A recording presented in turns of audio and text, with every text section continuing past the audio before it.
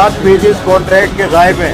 ऐसा Islamabad high court का वो छुपा लिया, जजमेंट छुपा लिया। किसने छुपाया? नैब ने। इस मुल्क में जाली केस बनाता कौन है? नैब।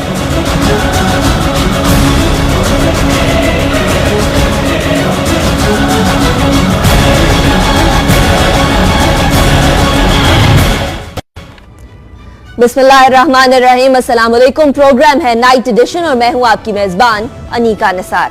नाज़रीन, पाकिस्तान के अंदर सियासी हलचल जोरों शोर पर है। जहां पनामा लीक्स की बात की जाए, जहां सिंध की बात की जाए, जहां करप्शन की बात की जाए, तो तीनों ही महाजों के ऊपर सियासतदान भी एक दूसरे के आमने सामने है और ऐसा लगता है कि कानूनी कार्रवाइयां भी जो हो रही हैं उनके अंदर भी सियासतदानों के नाम सामने आने लगे हैं। सबसे पहले हम बात करें उज़ैर बलोच के हवाले से, तो लियारी गैंग के सरगना उज़ैर बलोच के हवाले से जॉइंट इन्वेस्टिगेशन टीम की रिपोर्ट सामने आ गई। कहा यह जा रहा था कि रिपोर्ट सामने ना आने की वजह पुलिस और रेंजर्स के बीच में तनाजा है और यह कहा जा रहा था कि कई डिस्क्लोजर्स जो लियारी गैंग के सरगना ने अपने तमाम तफ्तीश के अंदर कहे वो सिंध हुकूमत नहीं चाहती थी कि सामने आए। अब जब JIT रिपोर्ट सामने आई है तो इसके अंदर पीपल्स पार्टी के किसी भी सियासतदान या किसी भी सरबरा, किसी भी लीडर का कोई नाम नहीं मौजूद। अब क्या सवाल ये उठाया जा सकता है कि ये जब तमाम जो चपकलिश चल रही थी रेंजर्स और पुलिस हुक्काम के दरमियान, उसमें पुलिस क्या वाकई में जीत गई और पीपल्स पार्टी के किसी भी सरबरा या लीडर का नाम नहीं आया? वो इसी वजह से नहीं आया कि पुलिस ने तमाम चीजें जो है मनवा ली। इसके रिपोर्ट के हवाले से बात करेंगे, दूसरी टॉपिक की तरफ जाएंगे और बात करेंगे डॉक्टर आसिम केस के हवाले से। डॉक्टर आसिम कहते हैं कि उनके खिलाफ सियासी इंतकाम लिया जा रहा है और बहुत सारे रिकॉर्ड गायब कर दिया गया है। दूसरी जानिब रेंजर्स के वकील का भी यही कहना है कि रिकॉर्ड गायब किया गया वो तमाम बिल्स जो कि दहशतगर्दों के इलाज में इस्तेमाल किए जाते हैं या वो उसके बिल्स DSP अल्ताफ हुसैन नामी इन्वेस्टिगेशन ऑफिसर ने गायब कर दिए। अगर इसी तरीके से रिकॉर्ड गायब करना इतना आसान है तो जुडिशल सिस्टम का क्या मजाक उड़ाया जा रहा है? सवाल तो यह पैदा होता है कि अगर तमाम शवाहिद सामने नहीं दिए जा सकेंगे अदालत के, तो फिर अदालत किस तरीके से प्रॉपर तमाम फैसला सामने दे पाएगी? ये सवाल है। उसके बाद बात करेंगे पनामा लीक्स के हवाले से। वजीर आजम नवाज शरीफ साहब का कहना है कि TORs के अंदर अगर रद्दोबदल का मसला है और ऑपोजिशन को इसके ऊपर बहुत ज्यादा तशवीश है तो ठीक है, TORs तब्दील कर दिए जाए। चीफ जस्टिस ऑफ पाकिस्तान वापस आ चुके हैं और मंडे तक यानी पीर तक ये एक्सपेक्टेशन है कि गालिबन कोई ना कोई इसके हवाले से चीज आगे बढ़ेगी और जुडिशल कमीशन के हवाले से सामने चीजें खुल कर आने लगेंगी। अब TORs के हवाले से क्या चीफ जस्टिस ऑफ पाकिस्तान कोई रद्दोबदल करेंगे या एज इट इज जो TORs वजीर आजम ने उस खत के अंदर भिजवाए वही TORs एज इट इज सामने लाए जाएंगे? इन तीनों टॉपिक्स के हवाले से बात करेंगे, लेकिन सबसे पहले उज़ैर बलोच के टॉपिक के देंगे। मैं अपने मेहमानों का तारुफ करवाती चलूं। डॉक्टर शाहिद मसूद साहब हमारे साथ मौजूद हैं, सीनियर तज्जियाकार, सीनियर जर्नलिस्ट। उनके साथ हमारे साथ मौजूद होंगे जफर हिलाली साहब, सीनियर एनालिस्ट हैं, उनसे भी बात करेंगे। और साथ ही हमारे साथ पीपल्स पार्टी से ज्वाइन करेंगे क़य्यूम सुमरो साहब, उनसे पीपल्स पार्टी का मौक़िफ़ भी जानेंगे। सबसे पहले डॉक्टर शाहिद साहब, मैं आपकी तरफ आना चाहूंगी। ये उज़ैर बलोच साहब के हवाले से जॉइंट इन्वेस्टिगेशन टीम की रिपोर्ट तो सामने आ गई, इसके बारे में क्या समझते हैं डॉक्टर साहब? क्या सही आई? कोई नाम नहीं है पीपल्स पार्टी के किसी भी लीडर का? देखिए जी, ये एक नामुकम्मल JIT सामने आई है और इसका सिर्फ वो हिस्सा सामने आया है जिसके ऊपर सिंध पुलिस ने दस्तखत किए हैं। एक बहुत बड़ा हिस्सा इस रिपोर्ट का, तकरीबन 40 सफ़हात पे मुश्तमिल जो हिस्सा है वो उसके ऊपर रेंजर्स ने, ISI ने, मिलिट्री इंटेलिजेंस ने और सिविलियन साइड से इंटेलिजेंस ब्यूरो ने साइन किए हैं, लेकिन सिंध पुलिस ने नहीं किए। जो फिदा हुसैन जावरी साहब, जिनको बनाया गया था इंचार्ज उस JIT का, उनका कहना यह है कि अगर मैं दूसरे हिस्से पे साइन करूंगा तो जाहिर है कि वो खौफजदा महसूस करते हैं, डरते हैं, जो भी मामलात हैं वो उस पर दस्तखत नहीं कर रहे। ये नामुकम्मल JIT है जो सामने आई है। और दूसरी जो JIT है उसमें अहम सियासी शख्सियात जो उज़ैर बलोच की सरपरस्ती करते रहे, सियासी लोग, जिसमें मौजूदा वज़रा भी हैं, साबिक वज़रा भी हैं, सियासी ओहदेदार भी हैं, उनकी जो रिपोर्ट है उस पे सिंध पुलिस ने दस्तखत नहीं किए और वो इस JIT का अहम तरीन हिस्सा है। तो आप यूं समझ सकते हैं कि ये आधा सच अभी सामने आया है और ये आधे से भी कम आया है। जो बाकी सच है वो सामने आना भी बाकी है। जी सही। लेकिन डॉक्टर साहब ऐसा क्या है चीज अभी सामने नहीं आई जिसके ऊपर अभी दस्तखत नहीं हुआ? ऐसी क्या चीज है जिसकी वजह से पुलिस के जो फिदा हुसैन साहब जिनकी आप बात कर रहे हैं वो खौफजदा है? क्या ऐसा चीज है इसमें? देखें, वो तो डॉक्टर कयूम सुमरो साहब खुद बताएंगे, वो सिंध हुकूमत का भी हिस्सा हैं, लेकिन उसके अंदर सियासी शख्सियात हैं, जैसे मैंने पहले बताया। एक साबिक सूबाई वजीर का नाम है उसमें, जो कि उज़ैर बलोच की सरपरस्ती करते रहे। 2 साबिक सूबाई वज़रा, एक मौजूदा वजीर हैं, उनका नाम है, 2 सेनेटर्स हैं, उनका नाम है, अरकान असेंबली, पार्लियामेंटेरियंस और अहम सियासी शख्सियात जो कि हुकूमत सिंध में भी जो रूलिंग जमात है उसके अंदर अहम ओहदेदार हैं और एक वफाकी लेवल पे अहम ओहदे माजी में रहे उनके पास। तो ये सारी वो रिपोर्ट है जो असल जीआईटी है और उसके ऊपर सिंध पुलिस साइन नहीं कर रही। रेंजर्स की तरफ से इंटेलिजेंस ब्यूरो, इंटरेस्टिंगली, जो कि चौधरी निसार साहब के अंडर आता है, उन्होंने भी दस्तखत कर दिए। सिंध पुलिस उस पर दस्तखत नहीं कर रही और ये एक बड़ा मामला है इस वक्त जो वजह तनाज़ा बना हुआ है उज़ैर बलोच की जीआईटी के हवाले से। तो जो रिपोर्ट सामने आई है, मेरा ख्याल है अदालत को खुद इसके ऊपर शायद इंटरवीन करे अदालत और कानून नाफिज करने वाले इदारों और सिंध हुकूमत से कहे कि मुकम्मल जीआईटी को सामने लाया जाए। सही, इंतहाई अहम बात है कि अगर आधी जीआईटी सामने आई, आधी नहीं आई, तो कयूम सुमरो साहब मुझे बता दीजिएगा, ये बातें भी सामने आ रही थी कि तमाम सिचुएशन जो है वजीर आला साहब की तरफ से भी कहा जा रहा था कि नहीं चीजें सामने लेकर आनी। जफर इलाही साहब, आपकी तरफ चलते हैं, मुझे बताइएगा कि अगर इसी तरह से सियासी दबाव है, जेआईटी की रिपोर्ट सामने नहीं आएगी, तो फिर किस तरीके से इंसाफ फराहम किया जा सकेगा? ये बड़ा अच्छा सवाल है। इसका मतलब ये है कि एक इदारा और एक स्टेट का पुलिस जो है वो डिफाई कर रहा है फेडरल गवर्नमेंट के अथॉरिटी को। माने ये तो तसादुम जो है ये तो बिल्कुल अब वाज़ेह हो गया है। इसका मतलब ये है कि आपको इस मुल्क में सच और झूठ का कभी पता ही नहीं चलेगा। एक कहेंगे कि वो झूठ कह रहे हैं, एक कहेंगे वो सच कह रहे हैं। अब आपको मैं मिसाल देता हूं। देखिए, रेंजर्स का कहना है कि 9 टेररिस्ट को ट्रीटमेंट मिला, मगर उनके रिकॉर्ड सब गायब ही हो गए। भाई, रिकॉर्ड्स अस्पताल से कैसे गायब हो सकते हैं? हर वार्ड में एविडेंस है कि एक आदमी को एंटर किया। अस्पताल में एविडेंस होना चाहिए, जैसा आदमी अंदर आता है और पेशेंट होता है उसका हर चीज रिकॉर्ड किया। अगर सब कागज वो कहते हैं उसके बारे में गायब है। अब एक और बात, परसों आसिम साहब ने कहा कि मैं सियाल को नहीं मिला और सियाल साहब ने कहा हाँ मैं गया था, मगर मैं गार्ड डिटेल को चेक करने के लिए गया था। क्या इंटीरियर मिनिस्टर जाता है एक गार्ड डिटेल को चेक करने के लिए? देखिए, कहने की बात यह है कि मुझे अभी भी ये समझ नहीं आ रही है। अब एक और वाकया मैं आपको अगर बता दूं, मुझे कहा गया है कि 29 साल पहले रेंजर्स को बुलाया गया था। 29 साल पहले से रेंजर्स सिंध में हैं और एक डीआईजी कहता है कि हम लोगों को बंदूक के नोक पे कहना पड़ता था कि हाँ उनकी जरूरत है। तो ये क्या हो रहा है? I mean, what kind of an administrative structure is this? एक arm is against the other. एक रिपोर्ट साइन करती है, दूसरे नहीं करती है। एक ये कहता है, एक वो कहता है। तो आप मुझे बताएं कि ये कैसा मामला चलेगा? ये कैसा आपको सच पता चलेगा? सही। अच्छा, रेंजर्स इख्तियारात की भी जब बात आई थी उस टाइम पे भी ये तमाम चीजें खुल के लग गई थी। इसके बारे में बात करेंगे कि आखिर जेआईटी रिपोर्ट के ऊपर आधी के ऊपर साइन कर दिया, आधी नहीं सामने आई, सच पूरा सामने नहीं आ पा रहा अवाम के सामने, तो फिर होगा क्या? एक ब्रेक के बाद।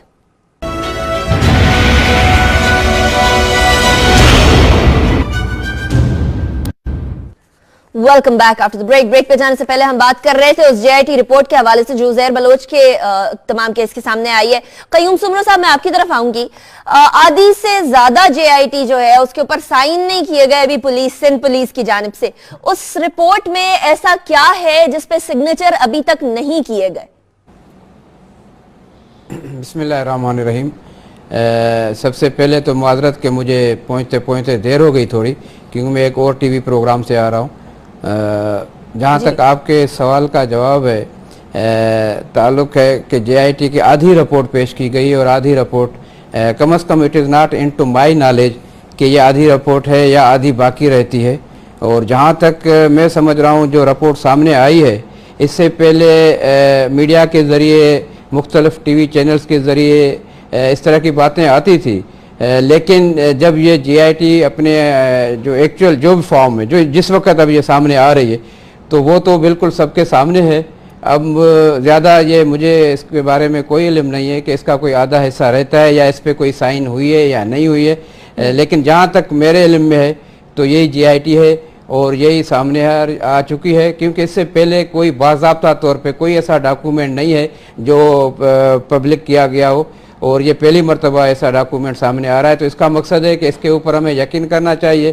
पहले तो हर एक के अपनी सोच, तजज़िये या अपनी इंफॉर्मेशन की हद तक तो हो सकते हैं पॉसिबल, जो भी बातें कोई कर सकता है, लेकिन जब तक ये एक मुकम्मल डॉक्यूमेंट्स जिसकी डिक्लेरेशन, जिसकी पब्लिक जो है अभी प्रॉपर्टी बन गई है, तो मैं समझ रहा हूँ कि इस पर इत्तेफाक किया जाए, इसको समझा जाए। अगर आगे कोई और भी जीआईटी है तो बहरहाल as of now, as of today मुझे इसके बारे में कोई इल्म नहीं है। सही, ठीक है। वो डॉक्टर शाहिद मसूद साहब ने इस हवाले से मुतला किया है कि आधी आई है आधी नहीं, लेकिन डॉक्टर साहब आपकी तरफ आते हैं। डॉक्टर शाहिद साहब, ये तमाम सिचुएशन तो सामने आ गई है। अब उन लोगों के नाम, कुछ लोगों के नाम लीक भी हुए थे जिनके हवाले से कहा जा रहा था कि जेआईटी रिपोर्ट में नाम होंगे, अब उनके हवाले से क्या किया जाएगा? क्या नाम दबा देना काफी है? नहीं, देखें जी, पहली बात तो यह है कि जब आधा सच सामने आया है ना, तो वो तमाम की तमाम एक्सरसाइज बेकार हो गई है। यानी अगर 200 आदमी मारे हैं उसने, 190 आदमी मारे हैं उजैर बलोच ने, तो क्या उसको वो कुछ इंसानों का शिकार करने का शौक था कि वो एक आदमी बाहर निकलता था और लोगों को मारना शुरू कर देता था? ये बात बिल्कुल गलत है। और दूसरी बात यह है कि जैसे कि डॉक्टर कयूम सुमरो साहब ने कहा, इनकी नॉलेज में नहीं है, तो फिर इनकी नॉलेज में ये बात होनी चाहिए कि बहुत सीरियस मामला है कि सिंध पुलिस, चूंकि यह हुकूमत सिंध का हिस्सा है, और सिंध पुलिस का एक एसएसपी अगर साइन नहीं कर रहा, फिदा हुसैन जावरी साहब, यह बहुत बड़ा मामला है और वो दस्तखत करने से इनकार कर रहे हैं, तो मेरे ख्याल से सिंध हुकूमत को इसका इल्म होना चाहिए और यकीनन इल्म होगा और है।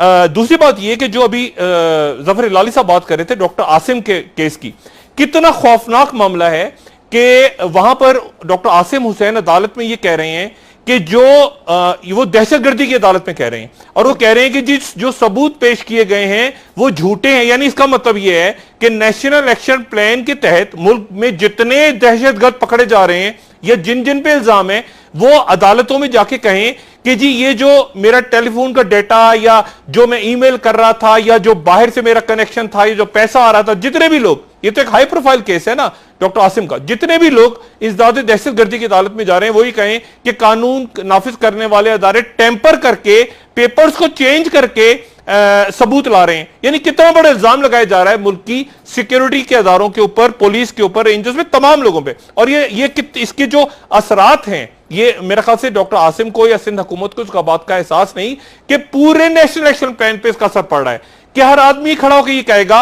कि जी ये जो टेलीफोन था जिससे मैं बात कर रहा था फलाने दहशतगर्द थे या उसके हमायती से, ये तो रिकॉर्ड टेम्पर किया है। ये कितनी खौफनाक प्ली इस वक्त सिंध गवर्नमेंट ले रही है और इस्तगासा ले रहा है, इस बात का इनको अंदाजा नहीं है। ठीक है। और साथ ही वहां रेंजर्स के वकील ने भी, हिलाली साहब, ये कहा कि जी ये तमाम जो एविडेंस, जो रिसीट्स थी वो गायब कर दी गई हैं।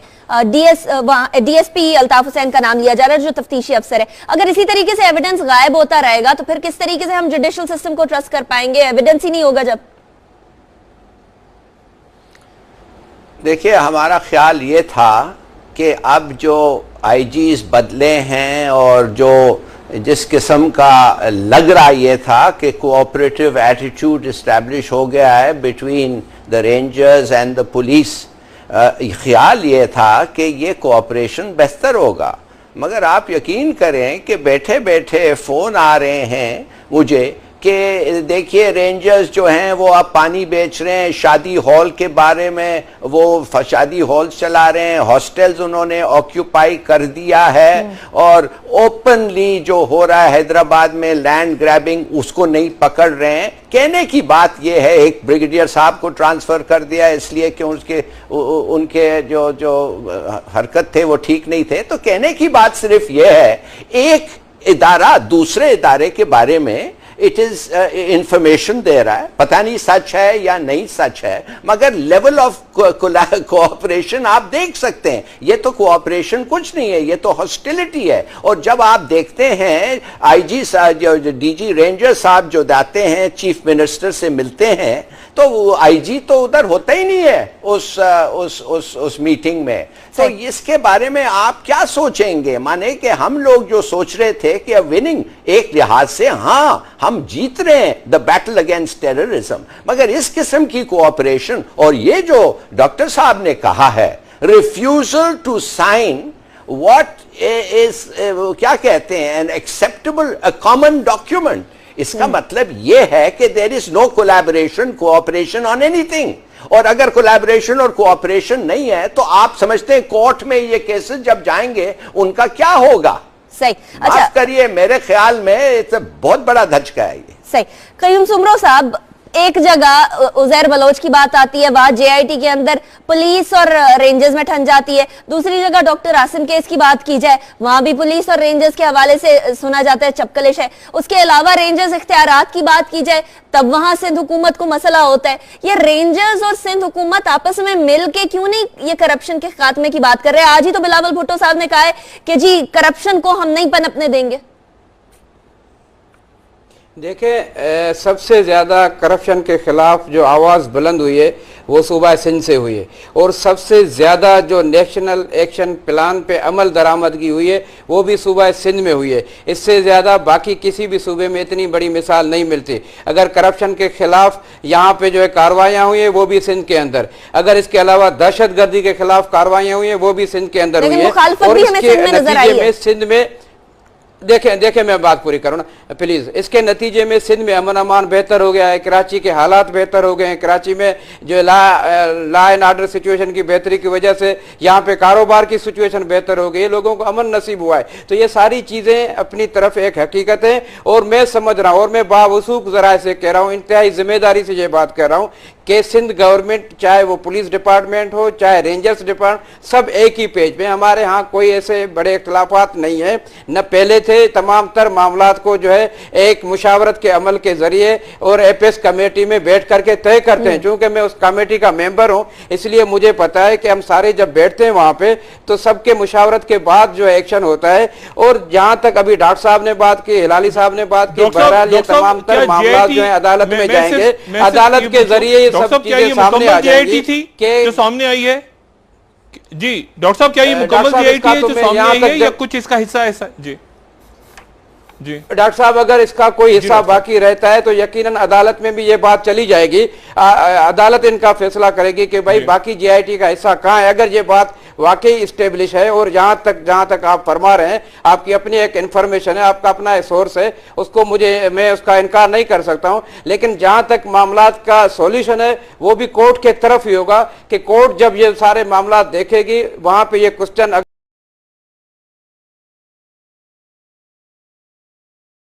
डॉक्टर साहब, आप मेरी बात को डिनाई नहीं कर रहे, आप मेरी बात को डिनाई नहीं कर रहे। नहीं, मैंने ये कहा कि आपकी अपनी इंफॉर्मेशन है डॉक्टर साहब, मैंने कहा ये आपकी अपनी इंफॉर्मेशन है, लेकिन जहां तक गवर्नमेंट के हवाले से मेरी बात है तो मुझे आप डिनाई नहीं कर रहे, इसको आप झुटला नहीं रहे।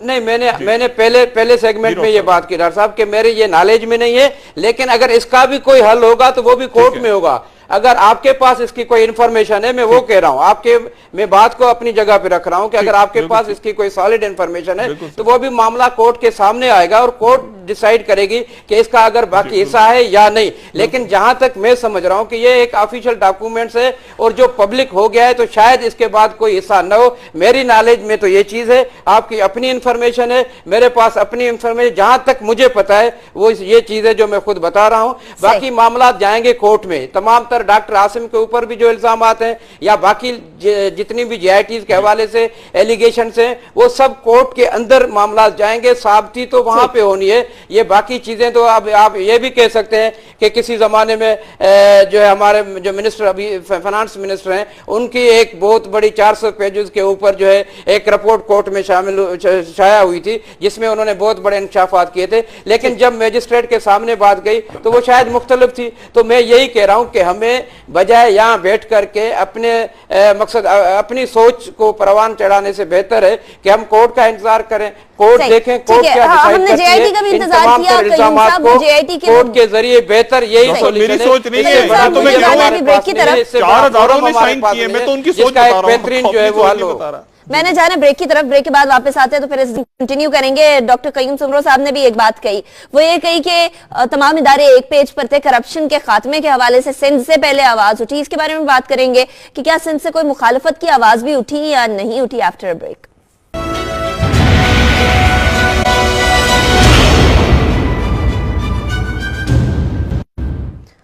Welcome back after the break. Doctor साहब आपसे आपकी तरफ आऊंगी। डॉक्टर शाहिद साहब, कयूम सुमरो साहब ने ब्रेक पे जाने से पहले फरमाया कि सिंध से करप्शन के खिलाफ और करप्शन के खात्मे के लिए आवाज उठी थी। तो डॉक्टर शाहिद साहब, आवाज तो वो भी उठी थी ना जब डॉक्टर आसिम को गिरफ्तार किया गया था, तो रेंजर्स के इख्तियारात महदूद करने की भी बात उठी थी। उसके बाद फिर उजैर बलोच साहब की बात की जाए, इनके JIT के हवाले से ये भी बात सामने आ रही है, कहीं से घूमती फिरती ये बातें सामने आ रही हैं कि बहुत बड़े बड़े लेवल से बात की गई कि नाम नहीं सामने आने चाहिए पीपल्स पार्टी के लीडरान के। तो ऐसी बातें भी तो सुनने को आई हैं मुखालफत की, करप्शन के हवाले से, करप्शन की कार्रवाई की जो चल रही है उसकी मुखालफत में भी तो बातें सामने आई हैं।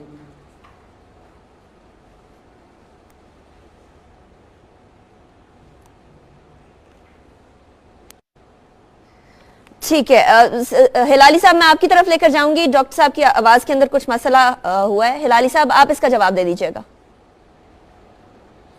आप अगर थोड़ा सा रिपीट करें क्या जी। हिलाली साहब, सुमरो साहब ने ब्रेक पे जाने से पहले कहा था कि करप्शन के हवाले से उसके खात्मे के लिए सिंध में सबसे पहले आवाज उठी थी। तो वो आवाज भी तो याद है जो डॉक्टर आसिम साहब की गिरफ्तारी हुई थी, उनके खिलाफ तमाम कार्रवाई करने की बात की गई थी, तो वो आवाज भी उठी थी कि रेंजर्स के इख्तियारात महदूद किए जाए, करप्शन उनका दायरा कार नहीं है, वो आवाज भी तो उठी थी।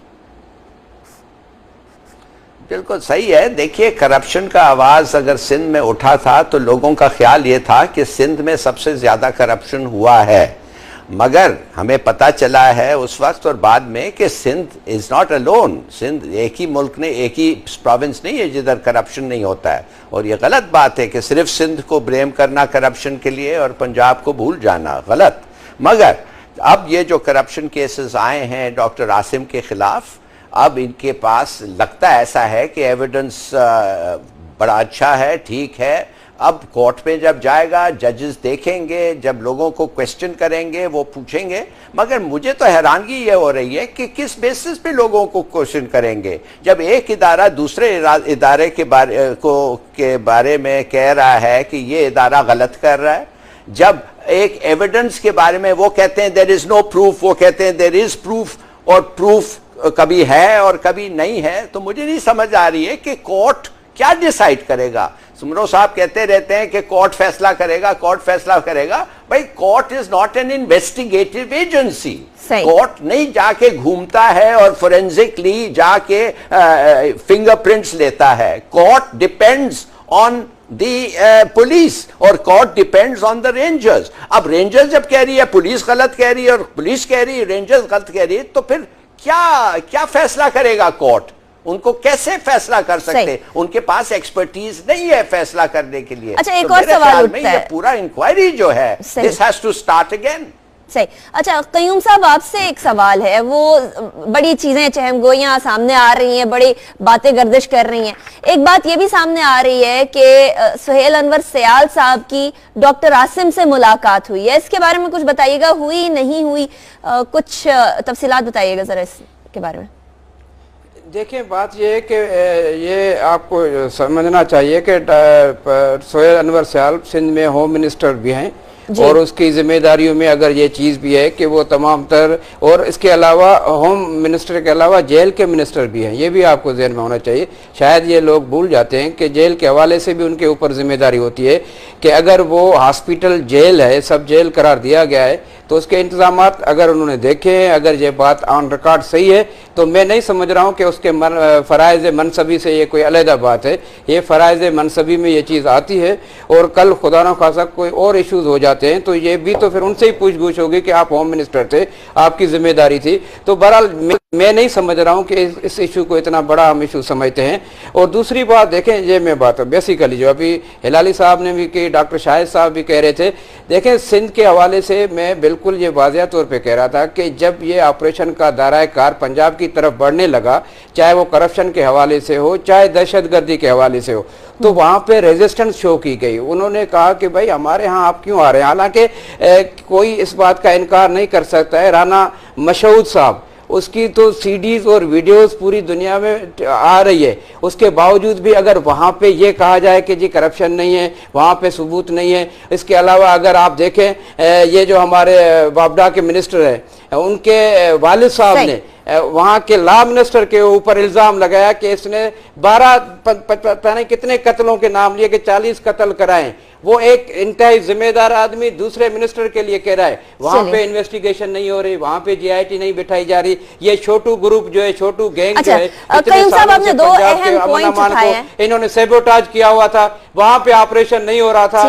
इनके होम मिनिस्टर की दो बड़े अहम नुकात उठाए हैं, वो मैं जरा डॉक्टर शाहिद मसूद साहब की तरफ लेकर जाना चाहूंगी। बोर्ड ऑपरेशन पूरे मुल्क में हो ताकि ज़र्ब अज़ब ऑपरेशन अपने मन तक पहुंचे। अच्छा डॉक्टर साहब, कयूम सुमरा साहब दो बड़े अहम नुकात उठाए हैं, उन दोनों नुकात के ऊपर जरा रोशनी डालिएगा। एक तो ये कि कहते हैं कि पंजाब के अंदर जब ऑपरेशन हुआ तो मुखालिफत आई, तो क्या सिंध में जब ऑपरेशन शुरू हुआ था कोई मुखालिफत सामने नहीं आई थी, बिलखुसूस जब सियासतदानों की करप्शन पे बात करने का पहले? दूसरी बात ये कि सुहेल अनवर सयाल साहब ठीक है वजीर हैं जेल खानाजात वगैरह के भी, लेकिन एट द सेम टाइम क्या एक ही शख्स, एक ही कैदी के ऊपर के हवाले से किसी वजीर का मिलना ये कोई गैर मामूली बात नहीं है? कि बहुत ही गैर मामूली बात है। और दूसरी बात देखें, डॉक्टर कयूम सुमरा साहब ने बिल्कुल दुरुस्त बात की कि पंजाब के अंदर जब ऑपरेशन शुरू हुआ तो बहुत ज्यादा रेजिस्टेंस आई और उसके ऊपर कई इजलास हुए और हत्ता कि यहां तक हो गया कि ऑपरेशन जब धमाका हुआ लाहौर के अंदर इकबाल पार्क में, तो उसके बाद ऑपरेशन शुरू कर दिया रेंजर्स ने और फौज ने, और उसके बाद हुकूमत की तरफ से कोई बात हुई या खामोशी इख्तियार की कि सारा पंजाब के अंदर भी रेजिस्टेंस है और करप्शन है। और हमने खुद डिस्कस भी किया छोटू गैंग सारा, लेकिन यह कहना कि सिंध की तरफ से वेलकम किया गया ऑपरेशन को, यह बात बिल्कुल गलत है। सिंध में तो मामलात इंतहा को पहुंच गए थे और सिंध में चाहे वो बिल्डिंग कंट्रोल अथॉरिटी हो, चाहे वो किसी सियासी जमात के दफातर हो या वो लियारी गैंग के ऊपर, सिंध में तो इतनी ज्यादा रेजिस्टेंस हो गई थी कि उसके बाद वो हम सबको याद है, और वो करप्शन के ऊपर ही मामला हुआ था और रेंजर्स के इख्तियारात, और वो इतनी लोगों की मेमोरी कम नहीं है।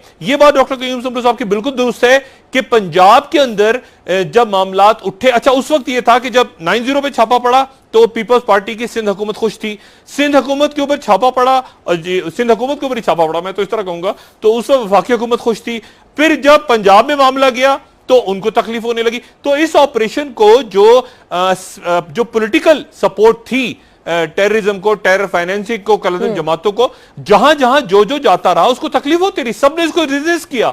और ये बिल्कुल ये बात तय है कि क्राइम और पॉलिटिक्स का और फाइनेंस का ये ऐसे गठजोड़ बना हुआ है सबका आपस में, जिसकी दुम पे पैर पड़ता है वो चीखता है और दूसरा खुश होता है, फिर जब दूसरी की दुम पे पड़ता है तो वो सब कभी इकट्ठे हो जाते हैं, कभी लड़ा। तो जी ये तमाम चीजें तो सामने हैं। ठीक है, ब्रेक की तरफ जाएंगे और ब्रेक के बाद बात करेंगे इसी के हवाले से। लेकिन अब्दुल कयूम साहब बहुत शुक्रिया, आपने हमें ज्वाइन किया, पीपल्स पार्टी के रहनुमा। इस हवाले से मजीद बात करेंगे कि आखिर क्यों अक्रॉस द बोर्ड करप्शन को के खात्मे के हवाले से जब बात की जाती है तो इतनी चीजें सामने आती है। पनामा लीक्स की चीज भी सामने है, हमारे सबके सामने है। जुडिशल कमीशन बनेगा नहीं बनेगा, मंडे को तमाम चीजें पता चलेंगी, इसके बारे में डिस्कस करेंगे, लेकिन एक ब्रेक के बाद। Welcome back after the break. Break पे जाने से पहले आपको बताया पनामा लीक्स के हवाले से बात करनी है और चीफ जस्टिस ऑफ पाकिस्तान के वापस आने के बाद तमाम चीजें ज्यादा क्लियर हो जाएंगी आने वाले चंद घंटों के अंदर, 72 घंटों की अगर बात की जाए। डॉक्टर साहब आपसे स्टार्ट करते हैं। डॉक्टर शाहिद साहब, अब तमाम चीजें जो जिस तरीके से इसके ऊपर सियासत हो रही है, करप्शन के खिलाफ मैदान में बिलावल साहब भी आ गए हैं, इमरान खान साहब पहले ही थे, ये तमाम सिचुएशन आपको किधर जाते हुए नजर आ रही है? अब देखिए, करप्शन जो है ना, करप्शन की कोई सियासत नहीं है, ना उसका कोई ईमान है, ना उसका कोई ताल्लुक मजहब से है, ना किसी फिरके से है, ना किसी बिजनेस। करप्शन एक करप्शन है और उसको ना हम सियासत से हमें लेबल, वो एक क्राइम है बहुत बड़ा। और ये जो अक्रॉस द बोर्ड की बात है ना, अक्रॉस द बोर्ड, ये अक्रॉस द बोर्ड होना चाहिए और उसी तरह से होगा। और मेरे ख्याल से ये जो पनामा लीक्स के ऊपर मुख्तलिफ सियासी जमातें बात कर रही हैं, ये पब्लिक की डिमांड है, ये पब्लिक चाह रही है। पब्लिक इस वक्त जो अवाम है वो उनके जहन में ये बात आ चुकी है कि यहां पर एहतसाब होना चाहिए किसी ना किसी अंदाज में। अगर रियासत ने आगे बढ़ना है, जो भी सियासी जमात या जो भी चाहे वो सहाफत में हो, चाहे बिजनेस में हो, चाहे जो भी लोग इस वक्त करप्शन को फेवर करेंगे, लोग उनके साथ नहीं खड़े होंगे। करप्शन ने बहरहाल जाना है और करप्शन ने अलग होना है, सियासत ने आगे चलना है, हमारी खारजा पॉलिसी। ये करप्शन जो आती है बीच में, उस करप्शन ने और क्राइम ने ये सब आपस में मिक्स हो गए और उसके नतीजे में मुल्क बर्बाद। मुझे यकीन है, ये देखिए डॉक्टर आसिम के हवाले से मैं आपको एक और बात बताता चलूं कि उन्होंने, आपको पता है ना कि अपने सासे जो है अपने साहबजादे के नाम कर दिए थे एक खलीजी रियासत में। अब वहां पर जो ताजा इतलात हैं कि वहां पर एक टीम चली गई है पाकिस्तान के जो मुख्तलिफ तहकीकात करने वाले इदारे हैं, और वहां पर जाके उन्होंने तहकीकात शुरू कर दी है कि वो डॉक्टर आसिम के जो साहबजादे हैं वो उनके पास कितनी प्रॉपर्टीज थी, और वो जो एफिडेविट साइन करवाया था उन्होंने एम्बेसी में जाके, उसको फॉरेन मिनिस्ट्री ने, फॉरेन ऑफिस ने उसको एंडोर्स नहीं किया। यानी वो डॉक्टर आसिम की एक्सरसाइज बेकार हो गई है। लेकिन लोगों में शऊर है, अदालतें भी देख रही हैं मामलात को, कानून नाफिज करने वाले अदारे भी देख रहे हैं, और यही बात सियासी कुव्वतों को भी देखनी है कि ये किसी एक के लिए नहीं होगा। अगर पीपल्स पार्टी की तरफ मामला जा रहा है या एमक्यूएम की तरफ गया, तो फिर मौजूदा हुकूमत को भी जवाब देना होगा कि पनामा लीक्स के तहत किस तरह से यह हुआ कि अहम तरीन ओहदों पे बैठी हुई शख्सियात जो हैं वो गलत बयानी उन्होंने की आवाम के सामने, टीवी पे आके बार बार अपनी तकारीर में, और गलत गोशवारे जमा कराए, झूठ बोला। तो मेरे ख्याल से आने वाले दिन बड़े अहम है इस हवाले से। और आज जो वजीर आजम ने बात की है कि खुद जो टीओआर्स हैं वो भी अब उन्होंने दे दिए कि चीफ जस्टिस उसको तय करेंगे, तो इससे अंदाजा लगाया जा सकता है कि हुकूमत पे किस कदर शदीद दबाव है और वो आहिस्ता आहिस्ता सरेंडर कर रहे हैं अपनी पोजीशन जो पहले थी। सही। अच्छा हिलाली साहब, ये दबाव है एक, तो डेफिनेटली सारी ऑपोजिशन इकट्ठी होगी। वो ऑपोजिशन जिसने धरने में बचाया था वजीर आजम साहब को, आज वो ऑपोजिशन भी उनके खिलाफ खड़ी है। लेकिन क्या इसको ये भी कहा जा सकता है कि वजीर आजम साहब वाकई में चाहते हैं कि उनका नाम इस तमाम मसले से निकले? देखिए, ये ऑपोजिशन और खास तौर पीपीपी को क्या जेब देता है उनको कहने के लिए कि हम अभी उनके साथ खड़े हुए थे और हम उनके खिलाफ नहीं थे? आपने जो ये सवाल पूछा, भाई रहमान मलिक 2013 के ब्रिटिश डॉक्यूमेंट्री में खुद आके पब्लिकली कहा है कि 700,000 पाउंड्स नवाज शरीफ साहब ने मूव किया है और that was an act of corruption.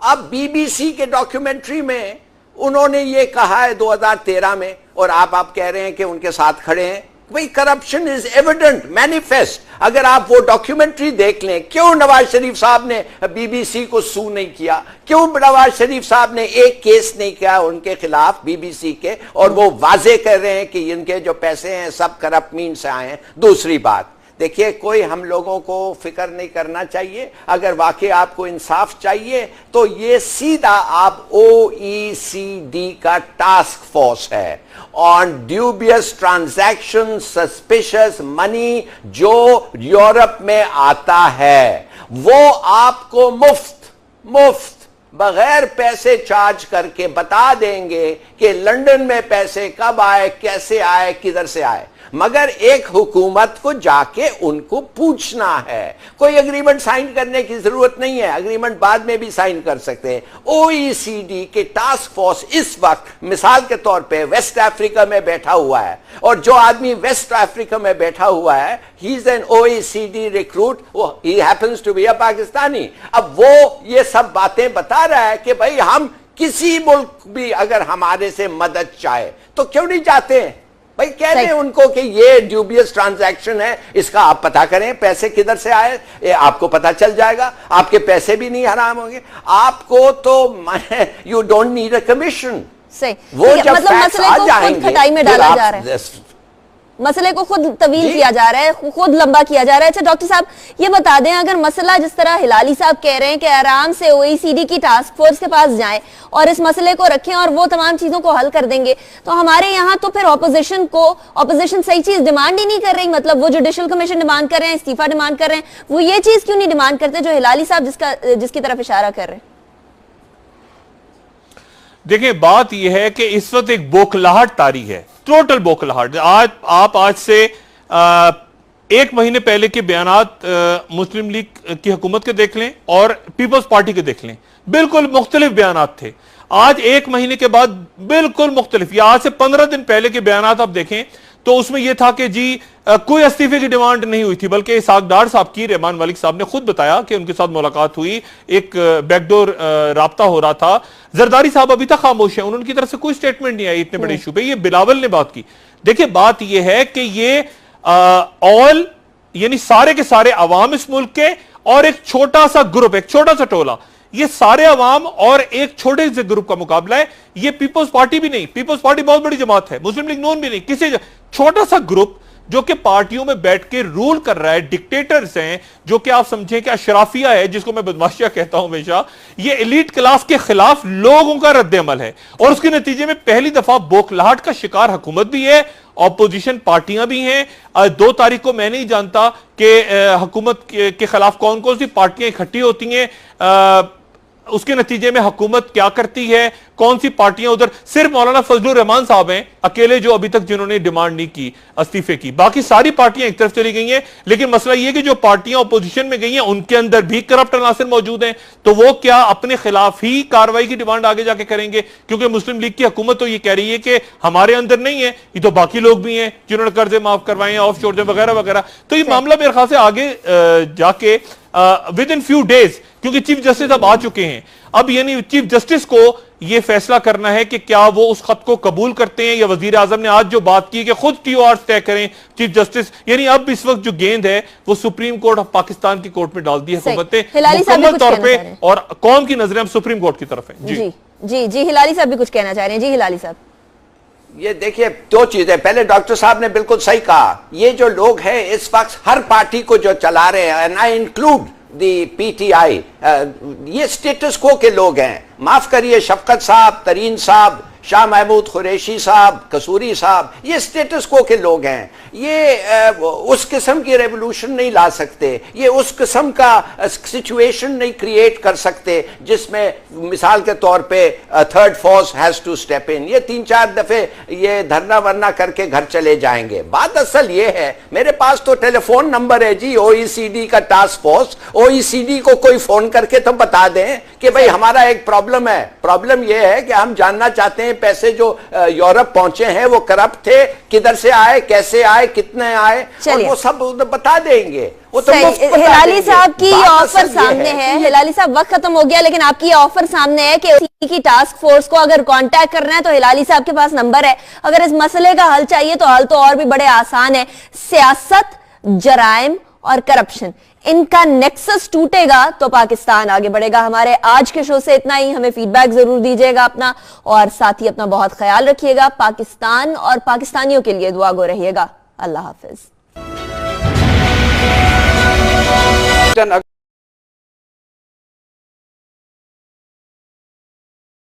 Doctor साहब आप मेरी बात को डिनाई नहीं कर रहे, आप मेरी बात को डिनाई नहीं कर रहे। नहीं, मैंने ये कहा कि आपकी अपनी इंफॉर्मेशन है डॉक्टर साहब, मैंने कहा ये आपकी अपनी इंफॉर्मेशन है, लेकिन जहां तक गवर्नमेंट के हवाले से मेरी बात है तो मुझे ये आप डिनाई नहीं कर रहे, इसको आप झुटला नहीं रहे।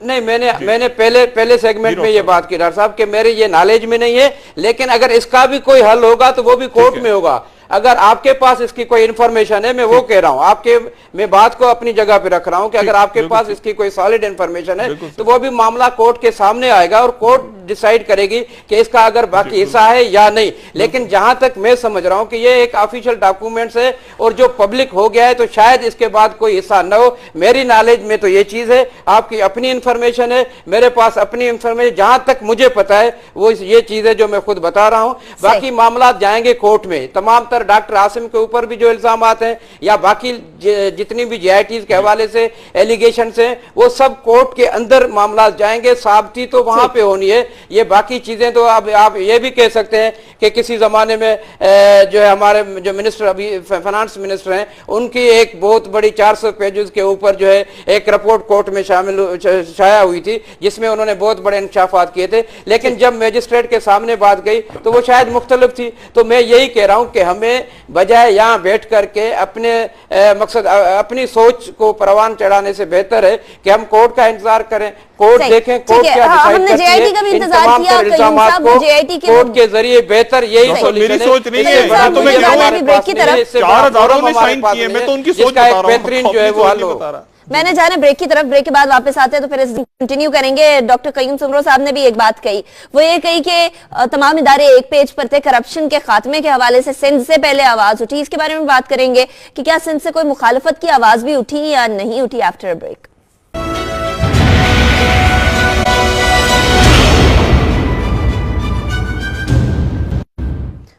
Welcome back after the break. Doctor साहब आपसे आपकी तरफ आऊंगी। डॉक्टर शाहिद साहब, कयूम सुमरो साहब ने ब्रेक पे जाने से पहले फरमाया कि सिंध से करप्शन के खिलाफ और करप्शन के खात्मे के लिए आवाज उठी थी। तो डॉक्टर शाहिद साहब, आवाज तो वो भी उठी थी ना जब डॉक्टर आसिम को गिरफ्तार किया गया था, तो रेंजर्स के इख्तियारात महदूद करने की भी बात उठी थी। उसके बाद फिर उजैर बलोच साहब की बात की जाए, इनके JIT के हवाले से ये भी बात सामने आ रही है, कहीं से घूमती फिरती ये बातें सामने आ रही हैं कि बहुत बड़े बड़े लेवल से बात की गई कि नाम नहीं सामने आने चाहिए पीपल्स पार्टी के लीडरान के। तो ऐसी बातें भी तो सुनने को आई हैं मुखालफत की, करप्शन के हवाले से, करप्शन की कार्रवाई की जो चल रही है उसकी मुखालफत में भी तो बातें सामने आई हैं।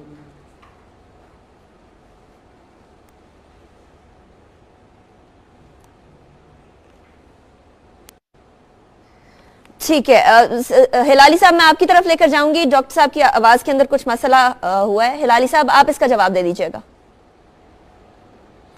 आप अगर थोड़ा सा रिपीट करें क्या जी, हिलाली साहब, सुमरो साहब ने ब्रेक पे जाने से पहले कहा था कि करप्शन के हवाले से, उसके खात्मे के लिए सिंध में सबसे पहले आवाज उठी थी। तो वो आवाज भी तो याद है जो डॉक्टर आसिम साहब की गिरफ्तारी हुई थी, उनके खिलाफ तमाम कार्रवाई करने की बात की गई थी, तो वो आवाज भी उठी थी कि रेंजर्स के इख्तियारात महदूद किए जाए, करप्शन उनका दायरा कार नहीं है, वो आवाज भी तो उठी थी।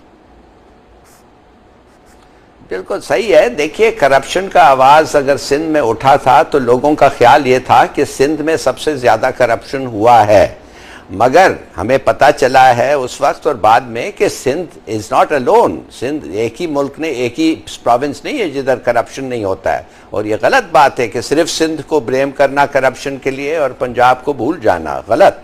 मगर अब ये जो करप्शन केसेस आए हैं डॉक्टर आसिम के खिलाफ, अब इनके पास लगता ऐसा है कि एविडेंस बड़ा अच्छा है, ठीक है। अब कोर्ट पे जब जाएगा, जजेस देखेंगे, जब लोगों को क्वेश्चन करेंगे, वो पूछेंगे। मगर मुझे तो हैरानगी ये हो रही है कि किस बेसिस पे लोगों को क्वेश्चन करेंगे, जब एक इदारा दूसरे इदारे के बारे में कह रहा है कि ये इदारा गलत कर रहा है। जब एक एविडेंस के बारे में वो कहते हैं देयर इज नो प्रूफ, वो कहते हैं देयर इज प्रूफ, और प्रूफ कभी है और कभी नहीं है। तो मुझे नहीं समझ आ रही है कि कोर्ट क्या डिसाइड करेगा। सुमरो साहब कहते रहते हैं कि कोर्ट फैसला करेगा, कोर्ट फैसला करेगा। भाई, court is not an investigative agency. Court नहीं जाके घूमता है और फोरेंसिकली जाके फिंगरप्रिंट्स लेता है। Court depends on the police और court depends on the rangers. अब रेंजर्स जब कह रही है पुलिस गलत कह रही है और पुलिस कह रही है रेंजर्स गलत कह रही है, तो फिर क्या फैसला करेगा कोर्ट? उनको कैसे फैसला कर सकते? उनके पास एक्सपर्टीज नहीं है फैसला करने के लिए। अच्छा, एक और सवाल उठता है, पूरा इंक्वायरी जो है this has to start again. सही। अच्छा, कयूम साहब आपसे एक सवाल है, वो बड़ी चीजें चहमगोइयां सामने आ रही हैं, बड़ी बातें गर्दिश कर रही हैं। एक बात ये भी सामने आ रही है कि सुहेल अनवर सयाल साहब की डॉक्टर आसिम से मुलाकात हुई है, इसके बारे में कुछ बताइएगा, हुई नहीं हुई, कुछ तफसीलात बताइएगा जरा इसके बारे में। देखिए, बात ये है कि ये आपको समझना चाहिए कि सुहेल अनवर सयाल सिंध में होम मिनिस्टर भी हैं और उसकी जिम्मेदारियों में अगर ये चीज भी है कि वो तमाम तर, और इसके अलावा होम मिनिस्टर के अलावा जेल के मिनिस्टर भी हैं, ये भी आपको ज़हन में होना चाहिए। शायद ये लोग भूल जाते हैं कि जेल के हवाले से भी उनके ऊपर जिम्मेदारी होती है कि अगर वो हॉस्पिटल जेल है, सब जेल करार दिया गया है, तो उसके इंतजामात अगर उन्होंने देखे हैं, अगर ये बात ऑन रिकॉर्ड सही है तो मैं नहीं साहब ये बहुत बड़ा मामला है और वो दस्तखत करने से इनकार कर रहे हैं, तो मेरे ख्याल से सिंध हुकूमत को इसका इल्म होना चाहिए और यकीनन इल्म होगा और है।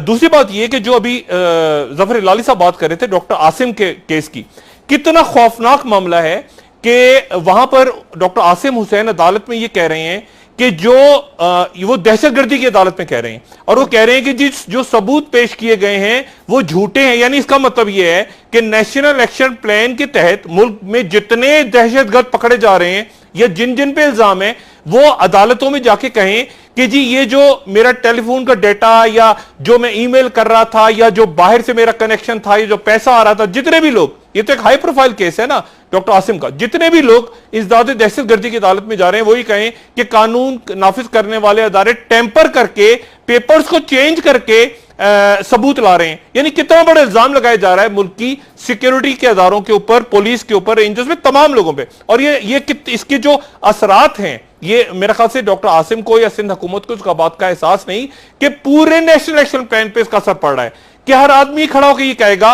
कि जी ये जो टेलीफोन था जिससे मैं बात कर रहा था फलाने दहशतगर्द थे या उसके हमायती से, ये तो रिकॉर्ड टेम्पर किया है। ये कितनी खौफनाक प्ली इस वक्त सिंध गवर्नमेंट ले रही है और इस्तगासा ले रहा है, इस बात का इनको अंदाजा नहीं है। ठीक है। और साथ ही वहां रेंजर्स के वकील ने भी, हिलाली साहब, ये कहा कि जी ये तमाम जो एविडेंस, जो रिसीट्स थी वो गायब कर दी गई हैं। डीएसपी अल्ताफ हुसैन का नाम लिया जा रहा है जो तफ्तीशी अफसर है। अगर इसी तरीके से एविडेंस गायब होता रहेगा तो फिर किस तरीके से हम जुडिशियल सिस्टम को ट्रस्ट कर पाएंगे? एविडेंस ही नहीं होगा जब। देखिए, हमारा ख्याल ये था कि अब जो आईजीज बदले हैं और जो जिस किस्म का लग रहा ये था कि कोऑपरेटिव एटीट्यूड इस्टेब्लिश हो गया है between the rangers and the police, ख्याल ये था कि ये कोऑपरेशन बेहतर होगा। मगर आप यकीन करें कि बैठे बैठे फ़ोन आ रहे हैं मुझे कि देखिए रेंजर्स जो हैं वो अब पानी बेच रहे हैं, शादी हॉल के बारे में वो शादी हॉल चला रहे हैं, हॉस्टल्स उन्होंने ऑक्यूपाई कर दिया है और ओपनली जो हो रहा है हैदराबाद में लैंड ग्रैबिंग उसको नहीं पकड़ रहे हैं। कहने की बात यह है, एक ब्रिगेडियर साहब को ट्रांसफ़र कर दिया इसलिए कि उनके जो हरकत थे वो ठीक नहीं थे। तो कहने की बात सिर्फ यह है, एक इदारा दूसरे इदारे के बारे में इट इज इंफॉर्मेशन दे रहा है, पता नहीं सच है या नहीं सच है, मगर लेवल ऑफ कोऑपरेशन आप देख सकते हैं। ये तो कोऑपरेशन कुछ नहीं है, ये तो हॉस्टिलिटी है। और जब आप देखते हैं आईजी जो डीजी रेंजर साहब जो जाते हैं चीफ मिनिस्टर से मिलते हैं, तो वो आईजी तो उधर होता ही नहीं है उस मीटिंग में। तो इसके बारे में आप क्या सोचेंगे? माने कि हम लोग जो सोच रहे थे कि विनिंग एक लिहाज से, हाँ हम जीत रहे हैं द बैटल अगेंस्ट टेररिज्म, मगर इस किस्म की कोऑपरेशन और ये जो डॉक्टर साहब ने कहा है refusal to sign what is क्या कहते हैं एन एक्सेप्टेबल कॉमन डॉक्यूमेंट, इसका मतलब यह है कि there is no collaboration cooperation on anything. और अगर कोलैबोरेशन और कोऑपरेशन नहीं है तो आप समझते हैं कोर्ट में ये केसेस जब जाएंगे उनका क्या होगा? सही। अच्छा, माफ करिए, मेरे ख्याल में बहुत बड़ा धचका है ये। सही। कयूम सुमरो साहब, एक जगह उजैर बलोच की बात आती है, वहां जेआईटी के अंदर पुलिस और रेंजर्स में ठन जाती है। दूसरी जगह डॉक्टर आसिम केस की बात की जाए, वहां भी पुलिस और रेंजर्स के हवाले से सुना जाता है चपकलिश है। उसके अलावा रेंजर्स इख्तियारात की बात की जाए तब वहां सिंध हुकूमत को मसला होता है। ये रेंजर्स और सिंध हुकूमत आपस में मिल के क्यों नहीं ये करप्शन के खात्मे की बात कर रहे हैं? आज ही तो बिलावल भुट्टो साहब ने कहा है कि जी करप्शन को हम नहीं पनपने देंगे। देखिए, सबसे ज़्यादा करप्शन के खिलाफ जो आवाज़ बुलंद हुई है वो सूबा सिंध से हुई है और सबसे ज़्यादा जो नेशनल एक्शन प्लान पे अमल दरामदगी हुई है वो भी सूबा सिंध में हुई है। इससे ज़्यादा बाकी किसी भी सूबे में इतनी बड़ी मिसाल नहीं मिलती। अगर करप्शन के खिलाफ यहाँ पे जो है कार्रवाइयाँ हुई है वो भी सिंध के अंदर, अगर इसके अलावा दहशतगर्दी के खिलाफ कार्रवाइयाँ हुई है वो भी सिंध के अंदर हुई है। और इसके नतीजे में सिंध में देखें मैं बात पूरी करूं ना प्लीज। इसके नतीजे में सिंध में अमन अमान बेहतर हो गया है, कराची के हालात बेहतर हो गए हैं, कराची में जो लॉ एंड ऑर्डर सिचुएशन की बेहतरी की वजह से यहाँ पे कारोबार की सिचुएशन बेहतर हो गई है, लोगों को अमन नसीब हुआ है। तो ये सारी चीजें अपनी तरफ एक हकीकत है और मैं समझ रहा हूं और मैं बावसूख जरा से कह रहा हूं, इंतहाई जिम्मेदारी से ये बात कर रहा हूं कि सिंध गवर्नमेंट चाहे वो पुलिस डिपार्टमेंट हो चाहे रेंजर्स डिपार्टमेंट, सब एक ही पेज पे। हमारे यहाँ कोई ऐसे बड़े इख्तलाफात नहीं है, न पहले थे। तमाम तर मामलात को जो है एक मुशावरत के अमल के जरिए और एपीएस कमेटी में बैठ करके तय करते हैं। चूंकि मैं उस कमेटी का मेंबर हूं इसलिए मुझे पता है कि हम सारे जब बैठते हैं वहां पे तो सबके मुशावरत के बाद जो एक्शन होता है। और जहां तक अभी डॉक्टर साहब ने बात की, हिलाली साहब ने बात की, बहरहाल ये तमाम तर मामला जो है अदालत में जाएंगे, अदालत के जरिए सब चीजें सामने आ जाएंगी कि जो सामने आई है। जी डॉक्टर साहब, क्या ये मुकम्मल जीआईटी है जो सामने आई है या कुछ इसका हिस्सा ऐसा? जी जी डॉक्टर साहब, अगर इसका कोई हिस्सा बाकी रहता है तो यकीनन अदालत में भी ये बात चली जाएगी। अदालत इनका फैसला करेगी कि भाई बाकी जीआईटी का हिस्सा कहां है। अगर ये बात वाकई स्टेब्लिश है और जहां तक आप फरमा रहे हैं, आपकी अपनी एक इंफॉर्मेशन है, आपका अपना एक सोर्स है, उसको मैं उसका इनकार नहीं कर सकता हूं। लेकिन जहां तक मामलात का सॉल्यूशन है वो भी कोर्ट के तरफ ही होगा कि कोर्ट जब ये सारे मामला देखेगी वहां पे ये कुछ भी दस्तखत कर दिए, सिंध पुलिस उस पर दस्तखत नहीं कर रही। और ये एक बड़ा मामला है इस वक्त जो वजह तनाज़ बना हुआ है उजैर बलोच की जीआईटी के हवाले से। तो जो रिपोर्ट सामने आई है, मेरा ख्याल है अदालत को खुद इसके ऊपर शायद इंटरवीन करे अदालत और कानून नाफिज करने वाले इदारों और सिंध हुकूमत से कहे कि मुकम्मल जीआईटी को सामने लाया जाए। सही, इंतहाई अहम बात है कि अगर आधी जीआईटी सामने आई या आधी नहीं आई तो कयूम सुमरो साहब मुझे बता दीजिएगा, ये बातें भी सामने आ रही थी कि तमाम सिचुएशन जो है वजीर आला साहब की तरफ से भी कहा जा रहा था कि नहीं चीजें सामने लेकर आनी। जफर हिलाली साहब आपकी तरफ चलते हैं, मुझे बताइएगा कि अगर इसी तरह से सियासी दबाव है, जीआईटी की रिपोर्ट सामने नहीं आएगी तो फिर किस तरीके से इंसाफ फराहम किया जा सकेगा? ये बड़ा अच्छा सवाल है। इसका मतलब ये है कि एक इदारा और एक स्टेट का पुलिस जो है वो डिफाई कर रहा है फेडरल गवर्नमेंट के अथॉरिटी को। माने ये तो तसादुम जो है ये तो बिल्कुल अब वाज़ेह हो गया है। इसका मतलब ये है कि आपको इस मुल्क में सच और झूठ का कभी पता ही नहीं चलेगा। एक कहेंगे कि वो झूठ कह रहे हैं, एक कहेंगे वो सच कह रहे हैं। अब आपको मैं मिसाल देता हूं, देखिए रेंजर्स का कहना है कि 9 टेररिस्ट को ट्रीटमेंट मिला मगर उनके रिकॉर्ड सब गायब ही हो गए। भाई रिकॉर्ड्स अस्पताल से कैसे गायब हो सकते हैं? हर वार्ड में एविडेंस है कि एक आदमी को एंटर किया। अस्पताल में एविडेंस होना चाहिए, जैसा आदमी अंदर आता है और पेशेंट होता है उसका हर चीज रिकॉर्ड किया। अगर सब कागज वो कहते हैं उसके बारे में गायब है। अब एक और बात, परसों आसिम साहब ने कहा कि मैं सियाल को नहीं मिला और सियाल साहब ने कहा हाँ मैं गया था मगर मैं गार्ड डिटेल को चेक करने के लिए गया था। क्या इंटीरियर मिनिस्टर जाता है एक गार्ड डिटेल को चेक करने के लिए? देखिए कहने की बात यह है कि मुझे अभी भी ये समझ नहीं आ रही है। अब एक और वाकया मैं आपको अगर बता दूं, मुझे कहा गया है कि 29 साल पहले रेंजर्स को बुलाया गया था। 29 साल पहले से रेंजर्स सिंध में हैं और एक डीआईजी कहता है कि हम लोगों को बंदूक के नोक पे कहना पड़ता था कि हाँ उनकी जरूरत है। तो ये क्या हो रहा है? I mean what kind of an administrative structure is this? एक arm is against the other, एक रिपोर्ट साइन करती है दूसरे नहीं करती है, एक ये कहता है एक वो कहता है। तो आप मुझे बताएं कि ये कैसा मामला चलेगा, ये कैसा आपको सच पता चलेगा? सही। अच्छा, रेंजर्स इख्तियारात की भी जब बात आई थी उस टाइम पे भी ये तमाम चीजें खुल के सामने लग गई थी। इसके बारे में बात करेंगे कि आखिर जीआईटी रिपोर्ट के ऊपर आधी के ऊपर साइन कर दिया, आधी नहीं सामने आई, सच पूरा सामने नहीं आ पा रहा आवाम के सामने, तो फिर होगा क्या? एक ब्रेक के बाद।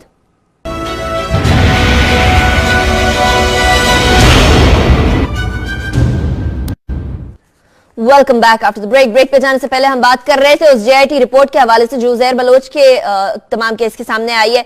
कयूम सुमरो साहब, मैं आपकी तरफ आऊंगी। आधी से ज्यादा जेआईटी जो है उसके ऊपर साइन नहीं किए गए अभी सिंध पुलिस की जानिब से। उस रिपोर्ट में ऐसा क्या है जिसपे सिग्नेचर अभी तक नहीं किए गए? बिस्मिल्लाहिर्रहमानिर्रहीम। सबसे पहले तो माजरत के मुझे पहुंचते पहुंचते देर हो गई थोड़ी, क्योंकि मैं एक और टीवी प्रोग्राम से आ रहा हूँ। जहाँ तक आपके सवाल का जवाब है, ताल्लुक है कि जेआईटी की आधी रिपोर्ट पेश की गई और आधी report come as come it is not into my knowledge कि ये आधी रिपोर्ट है या आधी बाकी रहती है। और जहाँ तक मैं समझ रहा हूँ जो रिपोर्ट सामने आई है, इससे पहले मीडिया के ज़रिए मुख्तलिफ टीवी चैनल्स के ज़रिए इस तरह की बातें आती थी, लेकिन जब ये जीआईटी अपने जो एक्चुअल जो फॉर्म में जो जिस वक्त अब ये सामने आ रही है, तो वो तो बिल्कुल सबके सामने है। अब ज़्यादा ये मुझे इसके बारे में कोई इल्म नहीं है कि इसका कोई आधा हिस्सा रहता है या इस पर कोई साइन हुई है या नहीं हुई है, लेकिन जहाँ तक मेरे इल्म में है तो यही जीआईटी है और यही सामने आ चुकी है, क्योंकि इससे पहले कोई बाज़ाब्ता तौर पे कोई ऐसा डॉक्यूमेंट नहीं है जो पब्लिक किया गया हो, और ये पहली मरतबा ऐसा डॉक्यूमेंट सामने आ रहा है। तो इसका मकसद है कि इसके ऊपर हमें यकीन करना चाहिए।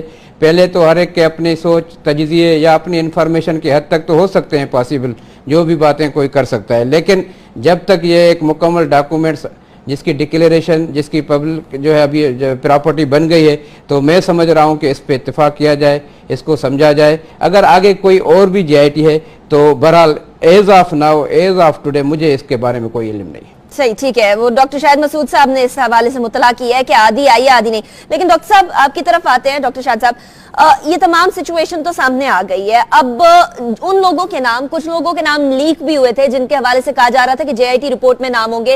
अब उनके हवाले से क्या किया जाएगा? क्या नाम दबा देना काफी है?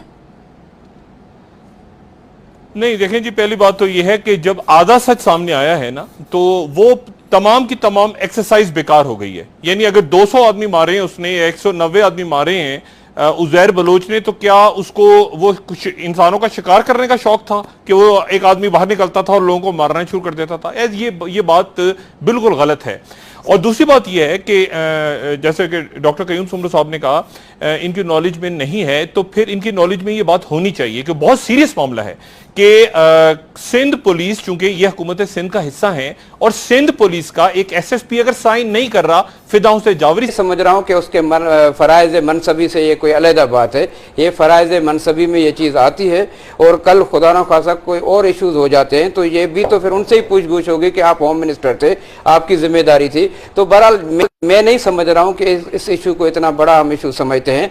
और दूसरी बात देखें, ये मैं बात बेसिकली जो अभी हिलाली साहब ने भी की, डॉक्टर शाहिद साहब भी कह रहे थे, देखें सिंध के हवाले से मैं बिल्कुल ये वाज़िया तौर पे कह रहा था कि जब ये ऑपरेशन का दायरा कार पंजाब की तरफ बढ़ने लगा, चाहे वो करप्शन के हवाले से हो, चाहे दहशतगर्दी के हवाले से हो, तो वहाँ पे रेजिस्टेंस शो की गई। उन्होंने कहा कि भाई हमारे यहाँ आप क्यों आ रहे हैं? हालांकि कोई इस बात का इनकार नहीं कर सकता है, राना मशहूद साहब, उसकी तो सीडीज और वीडियोस पूरी दुनिया में आ रही है, उसके बावजूद भी अगर वहाँ पे ये कहा जाए कि जी करप्शन नहीं है, वहाँ पे सबूत नहीं है। इसके अलावा अगर आप देखें, ये जो हमारे वापडा के मिनिस्टर हैं, उनके वालिद साहब ने वहाँ के लॉ मिनिस्टर के ऊपर इल्ज़ाम लगाया कि इसने 12 पता नहीं कितने कत्लों के नाम लिए कि 40 कत्ल कराए। वो एक इंतहाई जिम्मेदार आदमी दूसरे मिनिस्टर के लिए कह रहा है वहां पे इन्वेस्टिगेशन नहीं हो रही, वहां पे जीआईटी नहीं बिठाई जा रही। ये छोटू ग्रुप जो है, छोटू गैंग जो है, इतने सालों से पंजाब के अमन अमान को इन्होंने सेबोटाज किया हुआ था, वहां पे ऑपरेशन नहीं हो रहा था। इनके होम मिनिस्टर की वहां पे ये मामला ये कह रहे हैं एक राज द बोर्ड ऑपरेशन पूरे मुल्क में हो, ताकि ज़रबे अज़ब ऑपरेशन अपने मन तक पहुंचे, उसको किसी हवाले से उनकी रुकावट उनके लिए हार्डनेस क्रिएट न किया जाए। उन दोनों नुकात के ऊपर जरा रोशनी डालिएगा। एक तो ये कि कहते हैं कि पंजाब के अंदर जब ऑपरेशन हुआ तो मुखालिफत आई, तो क्या सिंध में जब ऑपरेशन शुरू हुआ था कोई मुखालिफत सामने नहीं आई थी, बिलखुसूस जब सियासतदानों की करप्शन पे बात करने का? पहले दूसरी बात ये कि सुहेल अनवर सयाल साहब ठीक है वजीर हैं जेल खानाजात वगैरह के भी, लेकिन एट द सेम टाइम क्या एक ही शख्स, एक ही कैदी के ऊपर के हवाले से किसी वजीर का मिलना ये कोई गैर मामूली बात नहीं है? कि बहुत ही गैर मामूली बात है। और दूसरी बात देखें, डॉक्टर कयूम समर साहब ने बिल्कुल दुरुस्त बात दी कि पंजाब के अंदर जब ऑपरेशन शुरू हुआ तो बहुत ज्यादा रेजिस्टेंस आई और उसके ऊपर कई इजलास हुए और हत्ता कि यहां तक हो गया कि ऑपरेशन जब धमाका हुआ लाहौर के अंदर इकबाल पार्क में तो उसके बाद ऑपरेशन शुरू कर दिया रेंजर्स ने और फौज ने और उसके बाद हुकूमत की तरफ से कोई बात हुई या खामोशी इख्तियार की कि सारा पंजाब के अंदर भी रेजिस्टेंस है और करप्शन है और हमने खुद डिस्कस भी किया छोटू गैंग सारा।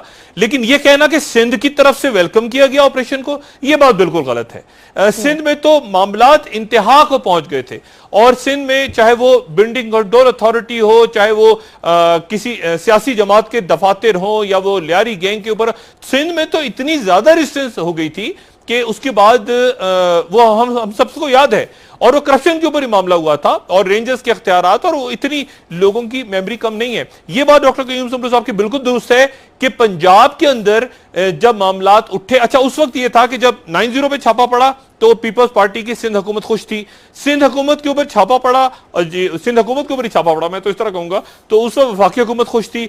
फिर जब पंजाब में मामला गया तो उनको तकलीफ होने लगी। तो इस ऑपरेशन को जो पॉलिटिकल सपोर्ट थी टेररिज्म को, टेरर फाइनेंसिंग को, कलदन जमातों को, जहां जहां जो जाता रहा उसको तकलीफ होती रही, सबने इसको रेजिस्ट किया।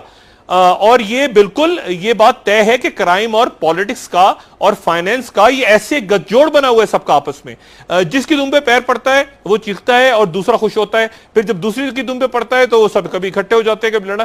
तो जी ये तमाम चीजें तो सामने हैं। ठीक है, ब्रेक की तरफ जाएंगे और ब्रेक के बाद बात करेंगे इसी के हवाले से। लेकिन अब्दुल कयूम साहब बहुत शुक्रिया, आपने हमें ज्वाइन किया, पीपल्स पार्टी के रहनुमा।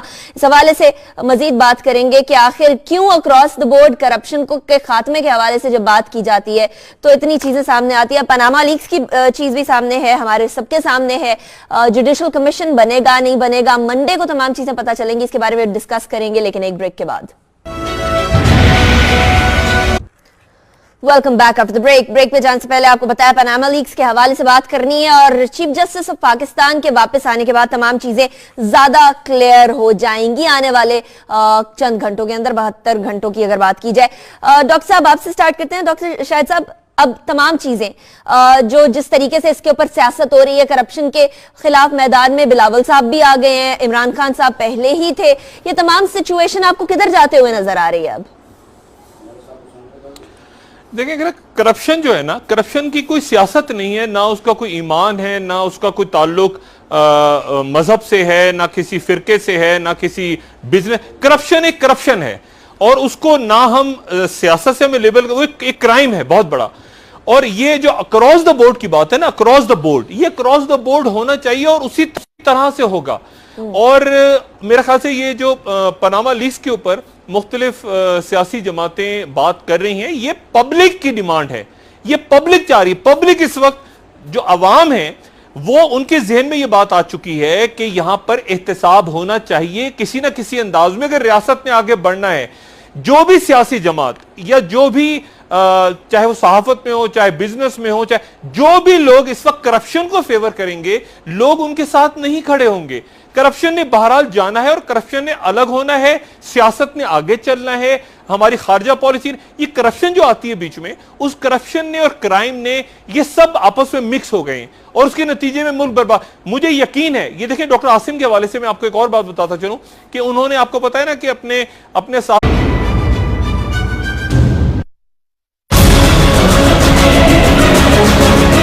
7 पेजेस कॉन्ट्रैक्ट के गायब हैं।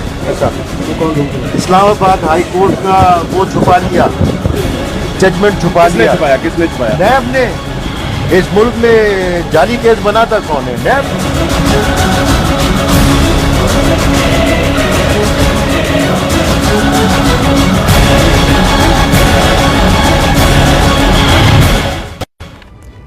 बिस्मिल्लाहिर्रहमानिर्रहीम, अस्सलाम वालेकुम। प्रोग्राम है नाइट एडिशन और मैं हूं आपकी मेजबान अनीका निसार।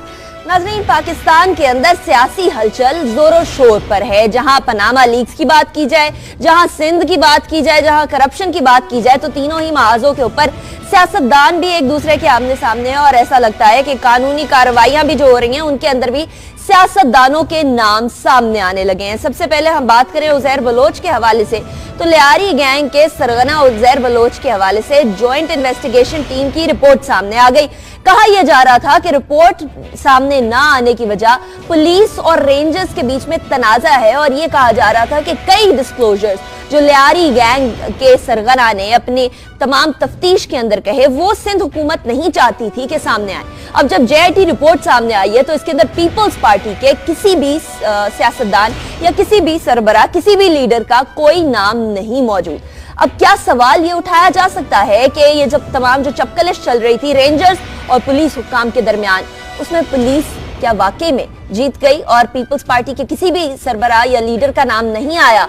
वो इसी वजह से नहीं आया कि पुलिस ने तमाम चीजें जो है मनवा ली। इसके रिपोर्ट के हवाले से बात करेंगे, दूसरी टॉपिक की तरफ जाएंगे और बात करेंगे डॉक्टर आसिम केस के हवाले से। डॉक्टर आसिम कहते हैं कि उनके खिलाफ सियासी इंतकाम लिया जा रहा है और बहुत सारे रिकॉर्ड गायब कर दिया गया है। दूसरी जानिब रेंजर्स के वकील का भी यही कहना है कि रिकॉर्ड गायब किया गया वो तमाम बिल्स जो कि दहशतगर्दों के इलाज में इस्तेमाल किए जाते हैं, या वो उसके बिल्स डीएसपी अल्ताफ हुसैन नामी इन्वेस्टिगेशन ऑफिसर ने गायब कर दिए। अगर इसी तरीके से रिकॉर्ड गायब करना इतना आसान है तो जुडिशल सिस्टम का क्या मजाक उड़ाया जा रहा है? सवाल तो यह पैदा होता है कि अगर तमाम शवाहिद सामने नहीं दिए जा सकेंगे अदालत के, तो फिर अदालत किस तरीके से प्रॉपर तमाम फैसला सामने दे पाएगी? ये सवाल है। उसके बाद बात करेंगे पनामा लीक्स के हवाले से। वजीर आजम नवाज शरीफ साहब का कहना है कि टीओआर्स के अंदर अगर रद्दोबदल का मसला है और ऑपोजिशन को इसके ऊपर बहुत ज्यादा तशवीश है, तो ठीक है, टीओआर्स तब्दील कर दिए जाए। चीफ जस्टिस ऑफ पाकिस्तान वापस आ चुके हैं और मंडे तक यानी पीर तक ये एक्सपेक्टेशन है कि गालिबन कोई ना कोई इसके हवाले से चीज आगे बढ़ेगी और जुडिशल कमीशन के हवाले से सामने चीजें खुल कर आने लगेंगी। अब टीओआर्स के हवाले से क्या चीफ जस्टिस ऑफ पाकिस्तान कोई रद्दोबदल करेंगे या एज इट इज जो टीओआर्स वजीर आजम ने उस खत के अंदर भिजवाए वही टीओआर्स एज इट इज सामने लाए जाएंगे? इन तीनों टॉपिक्स के हवाले से बात करेंगे, लेकिन सबसे पहले उजैर बलोच के टॉपिक के देंगे। मैं अपने मेहमानों का तारुफ करवाती चलूं। डॉक्टर शाहिद मसूद साहब हमारे साथ मौजूद हैं, सीनियर तज्जियाकार, सीनियर जर्नलिस्ट। उनके साथ हमारे साथ मौजूद होंगे जफर हिलाली साहब, सीनियर एनालिस्ट हैं, उनसे भी बात करेंगे। और साथ ही हमारे साथ पीपल्स पार्टी से ज्वाइन करेंगे क़य्यूम सुमरो साहब, उनसे पीपल्स पार्टी का मौक़िफ़ भी जानेंगे। सबसे पहले डॉक्टर शाहिद साहब, मैं आपकी तरफ आना चाहूंगी। ये उजैर बलोच साहब के हवाले से जॉइंट इन्वेस्टिगेशन टीम की रिपोर्ट तो सामने आ गई, इसके बारे में क्या समझते हैं डॉक्टर साहब? क्या सही आई है? कोई नाम नहीं है पीपल्स पार्टी के किसी भी लीडर का? देखिए जी, ये एक नामुकम्मल जेआईटी सामने आई है और इसका सिर्फ वो हिस्सा सामने आया है जिसके ऊपर सिंध पुलिस ने दस्तखत किए हैं। एक बहुत बड़ा हिस्सा इस रिपोर्ट का, तकरीबन 40 सफ़हात पे मुश्तमिल जो हिस्सा है वो उसके ऊपर रेंजर्स ने, आईएसआई ने, मिलिट्री इंटेलिजेंस ने और सिविलियन साइड से इंटेलिजेंस ब्यूरो ने साइन किए हैं, लेकिन सिंध पुलिस ने नहीं किए। जो फिदा हुसैन जावरी साहब, जिनको बनाया गया था इंचार्ज उस जेआईटी का, उनका कहना यह है कि अगर मैं दूसरे हिस्से पे साइन करूंगा तो जाहिर है कि वो खौफजदा महसूस करते हैं, डरते हैं, जो भी मामलात हैं वो उस पर दस्तखत नहीं कर रहे।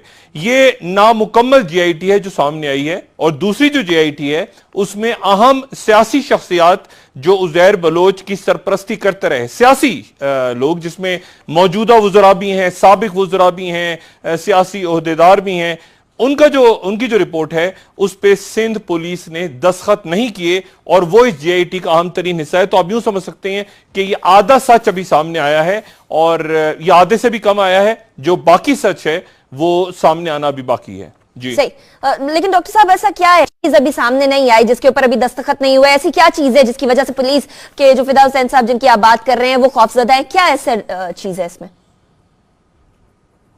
देखें, वो तो डॉक्टर क़य्यूम सुमरो साहब खुद बताएंगे, वो सिंध हुकूमत का भी हिस्सा हैं, लेकिन उसके अंदर सियासी शख्सियात हैं। जैसे मैंने पहले बताया, एक साबिक सूबाई वजीर का नाम है उसमें, जो कि उजैर बलोच की सरपरस्ती करते रहे। 2 साबिक सूबाई वज़रा, एक मौजूदा वजीर हैं, उनका नाम है, 2 सेनेटर्स हैं, उनका नाम है, अरकान असेंबली, पार्लियामेंटेरियंस और अहम सियासी शख्सियात जो कि हुकूमत सिंध में भी जो रूलिंग जमात है उसके अंदर अहम अहदेदार हैं और एक वफाकी लेवल पे अहम ओहदे माजी में रहे उनके पास।